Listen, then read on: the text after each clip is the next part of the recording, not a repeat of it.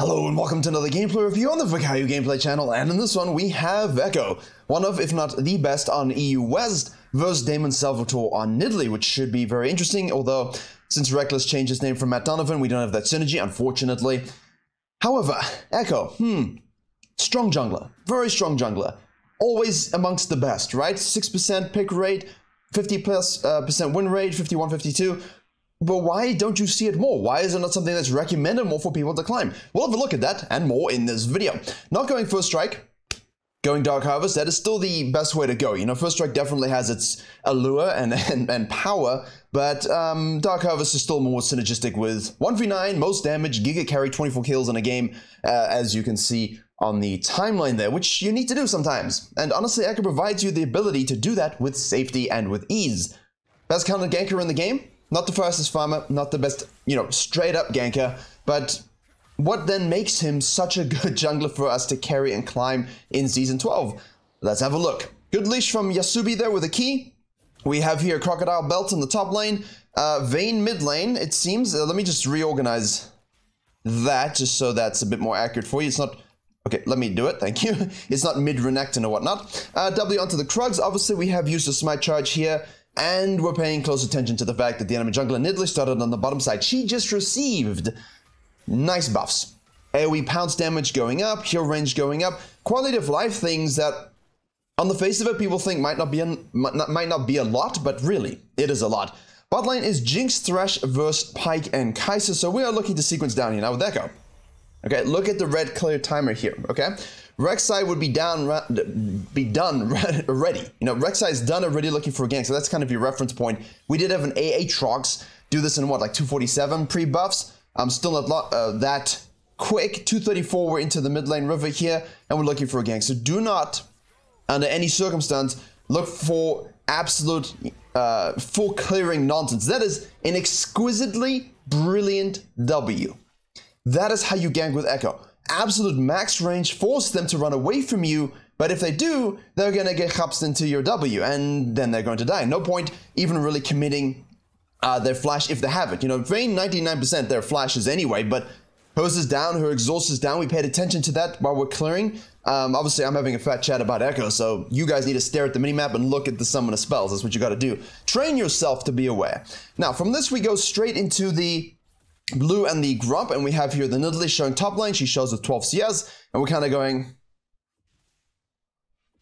okay, 12 CS, no blue. We know where you're going. Top crab into blue side, which means we are free to do as we please on the bottom side here. And the reason we skip this is because we don't really need the wolves, right? We kind of want to do the blue and the Grump together, get into the river to make sure we get that crab control, and then look to repeat gank the mid lane, who now will have to 100% respect the fact that she has no sums and she's already died from that exquisitely placed W, and we can do so again. Hopefully we don't get condemned, but most likely we will. We don't actually. Nice. Well, not were you going to condemn him anyway? So this is a lot of pressure in the mid lane here, okay? That's the Vayne E, by the way, that kicks you out. A lot of pressure in the mid lane. One kill, flash and sums burned with a trade, and that's the thing about junglers. And this is what Echo's so good at with their W. You don't always just need to gank to burn those flashes. If those flashes and sums are burned in trading, that's why we use IF keys all the time, looking around to see what's going on, you need to abuse that. That's your job as well. If your lane is able to burn sums in a trade, be there for them to actually, make that a thing that happens. Now, you see the pings going through on the blue side here. Echo will know that Nidalee showed up. Well, I'm going to flip to blue vision for a second. There we go. So it's kind of obvious that Nidalee's enemy junglers in this situation would place a ward, but it's not really much you can do here. We just need to sequence. It's a good ward by Nidalee. Echo doesn't 100% know that it has been placed unless you were clicking this and you saw the animation. So that's another reason, right? You click, you see them, you see the ward animation being placed, and there you go. Nidalee, in the meantime, still has not gone back to base. We know this. Obviously, Echo does not. Vex uses the pride that you've given her to solo kill the Vayne. And that's why we do what we do, ladies and gentlemen. That's what we do, Echo has been to base here, and now basically you can say, okay, anything to do? No. Kill, push, basing. Top lane is basing, not that we're there. Bot lane gets kills and then it goes base as well. So you don't want to now go invading, counter jungling, looking for the Nidalee. There's nothing you can do, really. You just fall back to the Wolves. Obviously, we'll have second tier Gromp showing up here. Again, nothing we can really do. Now, if you're kind of waiting for camps, you know, typically it's not that great. But in this particular situation, waiting 10 seconds is fine. You know, a long time, 10 seconds, 5 seconds is fine. But what else are you going to do at this moment? There's no reason to back yet with only 500 cash monies. So we're simply going to wait for this. Resequence our blue quadrant in that, from the tier 2 Gromp and the tier 1 Wolves, and then we can go and have a look in the bot lane here. Scanner is used, Pyke is in the bush, traps are used, Hook before he hits the traps, he's forced to flash out here. Very beautiful hook there. Can Echo do something? We do have flash up and you. I love it. I love it. The fade away. Look at that again, mechanically, please, because this is what Echo's so good at. Intentionally misleading people, right? We throw out the W, make it look like we're going on the Kai'Sa. Pyke thinks, hey, I'm safe. We E to the left, throw out our Q, which drags back. And while that drags back, because we know it's going to drag back, we don't need to stick around. It's going to slow. He's 100% dead. We can turn onto the Kai'Sa. And if we need to E auto attack, we can use whatever spells we have to get that kill. Beautifully done. And that's where mechanical prowess on this champion is so fun to watch. Intentionally misdirecting people is one of the biggest skills in League of Legends in terms of using your abilities. W, Fear, over the wall, Q, auto, and we have to alt it to safety to go back to the Raptor Pit because we don't really want to be there. We also want to basically be healthy for this potential dive. Throw out the Q of the wall. Don't get hit by the spear. Uh-oh. No, not really uh-oh, because, you know, we're 6 and Nidalee is not really anything. She does have electrocute though. So what she lacks in atomization, she will make up for in an electrocute proc. Again, beautiful W. Your W placement, think about it. And don't always give it away. You know, you see how he's throwing it, letting it hang, not, you know, showing them where he's going to be or what he's going to do. And then you press the button when it's guaranteed to hit. Kind of like a Volibear QE, but more complex. Very nicely done. 3-0-2. So far, so good. There is a huge gold swing in this game, so do not worry. Again, all match histories. Nidalee? What are you doing? You're very low for this. You know, I'd be kind of cautious here. Obviously, Pyke's going to show up. Can we get the Smite? Yes, we can. Thresh is going to show up. Lantern, please, but let's first kill. We can then flash out. Can we get it? Yes, we can. Thank you very much. Well played again. Echo things, basically. And that's, you know, the safety of Echo is so nice. What was I saying? Yes, match histories are always in the description. This one should work for all time because he's never changed his name for years. You got to look at games like this and not think, oh, it's over. You know, too many times people play these games, even in coaching, and they just go, oh, it's over. It's finished. And I've had games like this in coaching, and I put all the VODs on Patreon. It's like 70 plus VODs now. And we have games like this, and then they just end up throwing because they don't know how to play with the lead. Just vain things. And they don't know how to play from behind, you know? So these are two separate skills that you need to know how to play in League of Legends. We get veined, but we are able to... unlucky. I mean, I'm glad that no one cared. I'm glad that we put in this effort for our team so that no one would just, you know, come for one auto. Ooh, that is a big spear. I mean, Nidalee's done absolutely shit all in this game. For every accurate spear hit, there's a squinty-eyed spear. That is the rule. Like with Warwick, every game you have to miss at least one ult. You have to be going at 1,000 movement speed, and you just ult off the edge of the map. That is the rule of Warwick. I don't make it. Same with Nidalee.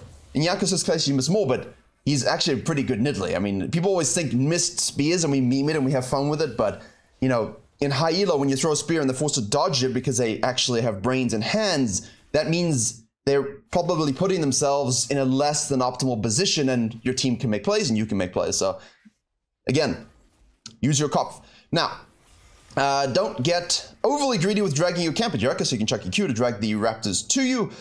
Threshy is, oh, it was a weird guttural Thresh. Threshy is moving to the mid lane. Renekton doesn't care really. He's just going to slice and dice, or just flash over rather. I don't think you can slice that wall. It's too thick and juicy. So he flashes. Vayne is now swapped with the Renekton.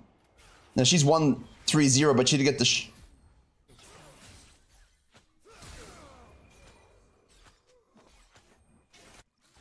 Oh, okay. Yasuo things. Now, the bot lane is on the dragon here, and he hasn't really shown any inclination to come and do it. if their lane is such that they really want to do it, you know, I'm not going to say no to a free Dragon, but it kind of annoys me when they force it a bit too much, you know what I mean? Because you don't really want to be tied down to doing the Dragon when you're not ready. Perhaps you don't really want to make their play. You're tracking the jungle, they're not, but in this case, it's absolutely free.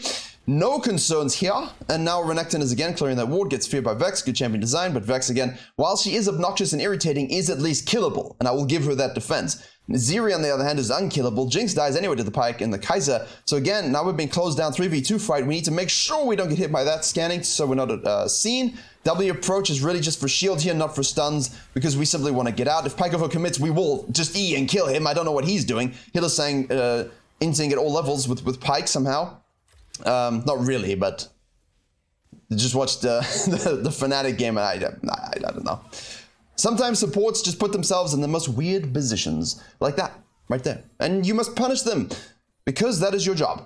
Right, what do we have here? Blasting Wand and Alternator, which is different from the Nash's rush that he has done in the past. But he still likes to run Nash's. We just don't necessarily rush it always, because the Rocket Ball combo is super good, plus the heals, and not the heals, sorry, the HP is very, very good. You do have to be cautious with a normal champion when you have to follow through ability, you know? Lee Sin, I was going to list that like I had more names in my head, but apparently I forgot every champion in the game. Anyway, if you have an ability that's point and click where you will travel with them when they flash or dash, you have to be cautious. You don't have to be cautious if you're Echo, because you have the reset button, and that's why he's so safe. But you can see, I mean, yeah, Diana's also, leading the meta at this point and will farm for us and do similar things, but she can't get out. Not that she needs to, but he can. And again, also doesn't really need to. You can use that for damage. Again, look at the W usage. You see the W usage? If she doesn't get out there fast enough, she's screwed. Yasuo goes all the way in because that's the only thing he knows. We don't have ult yet for 33 seconds, but we don't really need it because our damage is absolutely disgusting. The Q chucks are nutty at this point. Yeah, you can see Echo's just so strong for carrying. Again, beautiful Q. Thank you, Pyke, for hooking us towards Nidalee. Sorry, beautiful W. That's, if you take one thing away from this video, right? Not only should it be the absolutely disgusting damage and reset and safety you have as an assassin and carry jungler, but it's the need to hit a beautiful W every single time. We need the shield here. We're gonna go in, beautiful stun over the wall. Pyke will still shut us down though. We still die. But that was a little bit too deep, but maybe we can get some cleanups and some assistos. No. As I said, the gold graph is gonna swing. Now blue team has the lead. That was a little bit too aggressive. And our team is not showing themselves to have the ability to think at all. So we will most likely have to carry this game. But I think if you are the Echo in these kinds of games, you got to feel confident. You got to feel that you can carry them, all right? Out of base into the blue side quadrant, nothing else really to be done. You could collapse on this with your team. But if they have it, they have it. Look for the crab. Nidalee goes and takes it first. She's going to wall hop the wall. If she gets out, no, she's not going to be able to get out because as soon as that Q hits, she is doomed. Slowed, and Renekton is still alive. Oh, thank you for saving the kill for us. That's so generous. Thank you so much. Leave base, and if you need to kill the Croc first, and then the crab, and the Nidalee, and then fall back to your blue side, you can.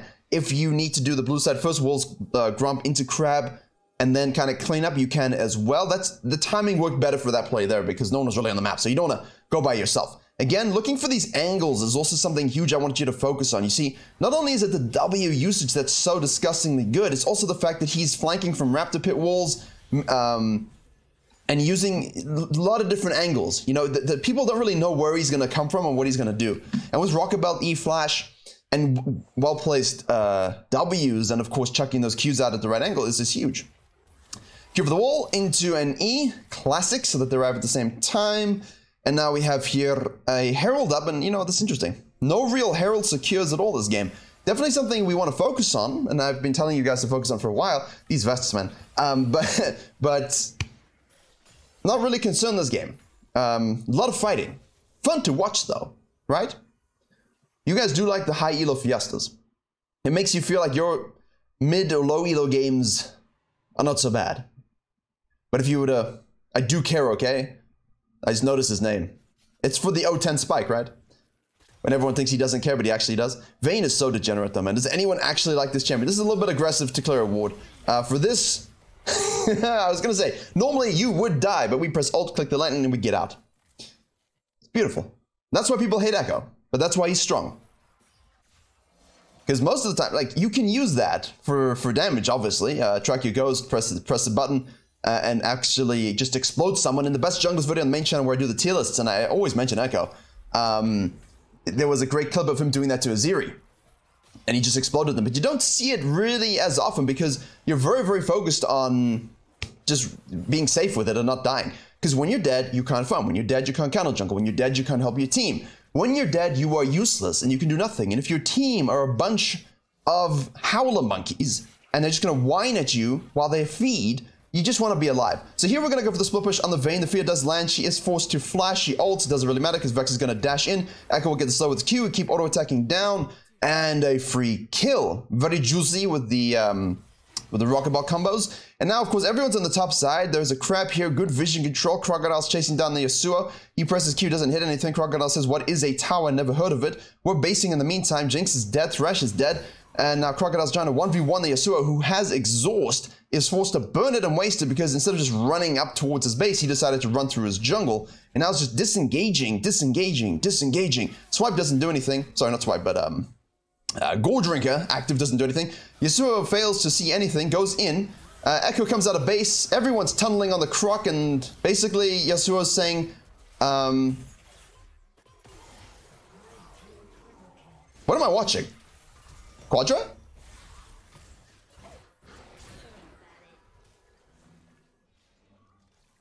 She stole our Quadra. So, all of that is the Yasuo being chased down by the blue team.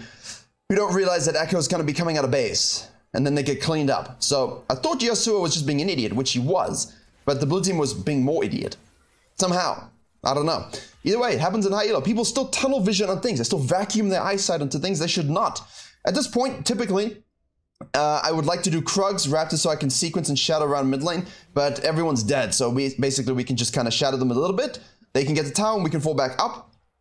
And then if you have itemization, you can reset. Because, you know, we do have the Nashes at this point. As I said, he is still going that build. A lot more on hit activation, a lot more auto attack presence in terms of splitting, as well as sustained damage on certain people. And really, outside of that, 100% AP is disgusting. And Echo loves attack speed. Although, I do remember my favorite build. I played Echo Jungle since Season 5 when he was released. And obviously it was Giga Turbo broken at that point. But Season 6 was more my fun zone because, I mean, the damage. Oh, condemn, no. Okay, Ear of the Wall, beautiful. Here we go. Vayne overcommits and dies again. Misposition after misposition after misposition. This is a horrific engage by the Renekton. He's completely separate from his team. If you're the Renekton in low elo and a Mumu or Warg, anything, you go that deep, it's your fault if you die. It's not your team's fault. Oh, straight up kamikaze Vex Gaming. And that one hits as well. Hey, nicely done. I mean, the Echo solo carrying this game and enabling his team, but that was fun to watch. Not fun to have him on your team. Not at all. Really not fun. But yeah, if you're an engaged champion, you gotta pay attention to your team's separation, you know? Don't be too far up. So here we go, we're gonna E onto this tower, both smack, and look at the auto attacks, both, dink, dink. Anyway, as I was saying, Season 6. I loved it because what you could do is you go Frozen Fist, right? Which was Iceborne Gauntlet, which is, I guess, for those of you who are newer players in Season 11. We do have ult. Fooled.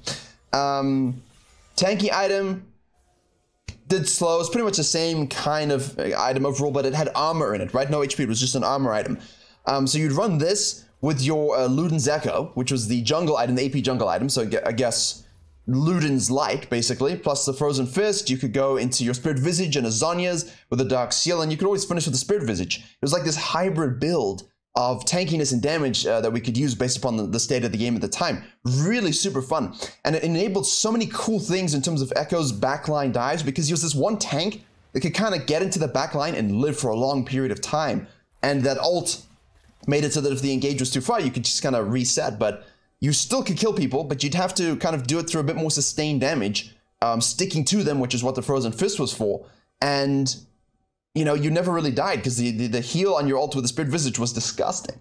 Absolutely disgusting. And back then it didn't amplify shielding. It does now, but it didn't back then. So here I don't like it when we're too detached from our team with Baron up because as you can see, yeah, there's a split push here in the bottom side and our team is handling it. But if you're down here dealing with this, you know straight up that if your team dies in ints here, which I suppose most of you in silver and gold and platinum and low diamond are saying, well, my team would die. Hey, actually, hold up, maybe they do. I'm glad I clicked to that. Let me just watch that full for you guys. I can see it. I'm kind of like peripheral visioning it while I'm looking at that one. The W does miss and Vayne does ult. Obviously, the exhaust goes through. So you want to wait for the exhaust to finish, wait for the ghost to catch up. I don't know why she walks that way. She knows if she walks towards him, she's dead. She knows if she walks away, she's also dead. Great use of the ultimate aggressively. And fortunately, his team's able to do things, but we have had videos on this where your team doesn't and they die. And you can lose Barons in games from this. So pay attention to the state of the game. Now, usually in this situation, if your team is still fighting and maybe they do all die, you can push this. You can really push this. Force them to lose something. If they're going to do Baron, they're going to lose an inhibitor basically from an Echo. And if you have Lich Bane, really, it rings true as well. That's why I kind of do prefer that. Here we go. Thank you very much. Rotate for the kill. In this case, they're all still fighting, and we can still take an out of top lane. So let's do that. Or let's let Vex do that, and we can go straight to Baron. Gold lead, 2k, under 2k. Still tight. I mean, it's 31 to 18, and people see this in game, 31 to 18, think, it's a free win. You never know. You never know. But free for us. Hit, hit, hit, bunk. Still running true damage, though, not the new skin. I would have liked to see the new skin, TBH, but I used that for the thumbnail before, so I'll probably just use true damage again. Pyke, scanner activation, try and throw the Q out, doesn't really matter, doesn't really hit because he's Pyke, he is slippery as sin. Don't fall back to your jungle. If you don't need to reset, we've got 1800. We could, in theory, reset. If you wanted to go Mejai, sell your pot, go into your death cap. The Void is nice because, obviously, in this case, you've got a bit of Wit's End, which is really the target we're trying to melt. We've also got a Hex Trigger here, so the Void just nullifies that completely. Very good to do that instead of rushing a death cap. Nidalee kills the Yasuo here, and this is just now an overcommit. So as I said, the game can change at any given moment with that here. Yeah, you know, I'm having a fat chat about itemization, so I apologize for that, but hopefully you're witnessing on your screen the int of the red team. I mean, Vex is here, Thresh is here, we have 2k in the bank. You know, we have the Baron, let's just reset, spend those cash monies, reset, push out again, and now you don't lose those fights. It's not really a difficult concept. I don't even know why in high elo people still take a Baron and then overcommit. It's really odd to me, to be honest with you. I don't understand why this keeps happening in a lot of these games. Definitely, you know, you've seen high elo streamers and content creators, or not content, just high elo streamers really, mention the game quality this season, just saying it's not particularly as high. And I think that's because the game is very, very solved. You know, I kind of say the same things a lot of the time with what people should do, like basic fundamental behavior disciplines. But people are just kind of bored of doing that same thing. And bounties were kind of a way to bring it back so that you'd have to be a bit more, you'd have to pay attention to these things. And if the enemy team, if you make a mistake through negligence, I mean, sure, you don't deserve to really lose, but you're not going to lose through 1 or 2 bounties. In pro play, maybe, but not in solo queue. Not in solo queue. Now here, I would love you to be with your team or split pushing, definitely, because we currently have Vayne dead. So we definitely want to be joining them or split pushing to try and take some inhibs at this stage. 24 minutes, good lead. Good lead, I mean. a winter kind of lead, if you get my meaning. Yeah, I don't think we necessarily need to be farming, but I think this is what's happening a lot. It's not that people are bad players or worse players, they're just kind of playing for fun a little bit sometimes. You know, looking for the highlight play a bit more, but usually with big leads you can do that. I mean, you're 3 levels up on the Vayne. Again, exhaust is used, but it's still a Vayne. And now we're out of position. This right here, in a high elo game, might not matter as much, but in a low elo game, you will lose if you make those plays. You will 100% lose, okay? You could have easily just pushed this. Your team does this. You just disengage, run, catch mid, push this out. You know, you can apply pressure as a Diana, as an Echo if you're splitting, especially with this build, and let your team do things, especially if you don't think you have a team fight, if you don't want to have that team fight. But again, they have a Jinx, they have a Pyke, they have a Vayne. Like, their team comp isn't exactly synergistic with well, anything. But you do have to be cautious. And again, we throw back at them for no particular reason whatsoever. And I like this because I just had a coaching session yesterday with a Diana, one of my long-term coaching sessions. Anyone of you on the Patreon will know that I've put up a lot of this guy's sessions with Viego. He's the guy I did a video on my main channel where he gained 300 OP after 1 session. We had another session about 2 weeks ago, gained another 300 OP. and we had a catch up yesterday, and he was getting these huge leads, much like this, really far ahead, losing some dragons, not getting heralds, and basically, Pyke. Thank you, Pyke. But again, good W placement. And, you know, he would just be out of position, make one mistake, and he would lose. I'm like, well, yeah. You know, in 10 to 20% of your games, you're just gonna straight up lose. And in another 10 to 20%, you're gonna straight up lose unless you 1v9. And that leaves you 60% of your games where you have control, right? So this is not one of those 60% of those games. I mean, your team is currently throwing. You need to be the difference maker here as the Echo. And in the coaching session, he was dying. I said, look, your team don't win in team fights. They're just dying randomly. Create pressure with your split push. He was blue side. And kind of force them to react to you. So if Echo caught this wave here and pushes down a little bit, you know what I mean? They're forced to send 2, you have 4 top. They can do something about that, 4v3. And especially if you can turn that 2v1, that's great. But if they send 3 or 4, your team gets an inhib and gets to pull out. So splitting is an art form in a way, even without Hellbreaker. And you just have to be able to use that in low... this thresh. You have to be able to use that in Yellow Star moment. You have to be able to make those plays as a solo queue player who wants to carry with Echo and Diana. And you can with Nash's Tooth. You know, you can without Nash's Tooth, right? But Nash's Lich Bane really helps you with that kind of stuff. Obviously, the Lich Bane more in your E, but... Anyway, so a couple throw moments. Definitely not the best sort of mid to late game transition, 100%. A little bit of ego playing, narrowing our vision onto the Vayne, not really closing the game out. We should have ended the game, 100%. But I like this in the gold graphs because I knew this was going to happen just by seeing the back and forth. And I knew that it was a teachable moment for the rest of you in low elo. You cannot afford to make those plays. You just cannot afford to make those plays when you're this fed. And you can see what I mean, even in high elo. Like, Vayne's now going to condemn us. We get the E animation going here. We complete our E to the blue. Renekton again is out of position. We're keeping our distance. Yasuo gets the ult off. We're able to kill the Vayne. Beautifully done with the rocket belt. And now we can chase down. Using that mobility to really bait the Vayne into making a play. And the Renekton decides to go and thinking Echo's out of it. Pyke goes over the wall. Kai'Sa's out of position. Q hits. A lot of damage because it's full AD Kai'Sa actually, which is kind of nice. I've always been a hybrid Kai'Sa gamer, as most of you know. Exhaust, E, don't matter, Flay, dead. Beautifully done. So, you see what happens when you just join your team? Play close to them, it's better. And you only want to detach for a Giga split push like that if they're useless and you don't win team fights. But they were fine, they were solid, they were making plays.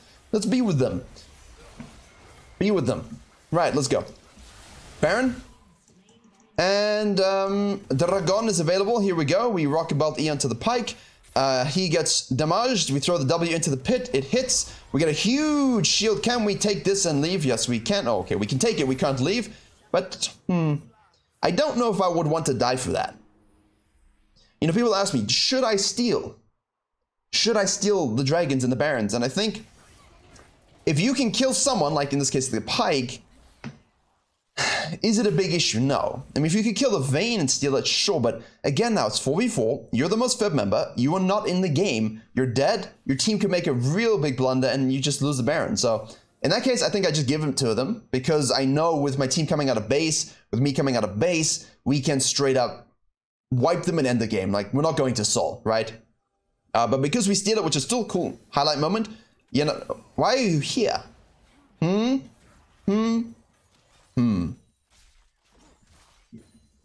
Another gold lead.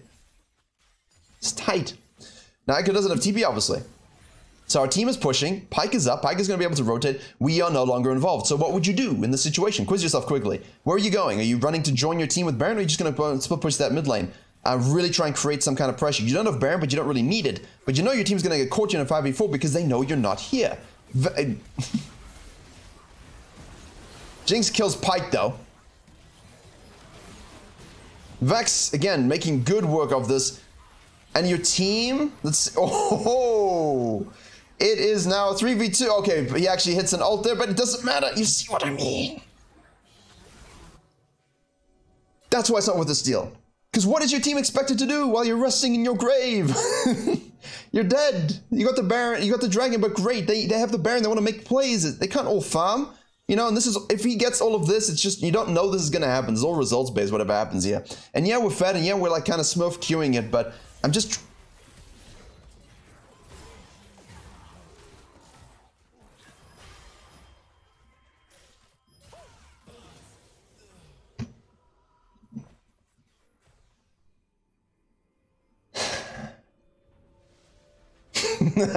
I'm exhausted from this game. Speed it up. Get me out.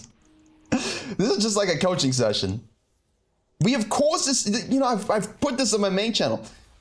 You've caused yourself to be unalive, dead, when your team is on the field, and then your team dies, and then you're alive, and the process keeps repeating itself. You're coin flipping every moment.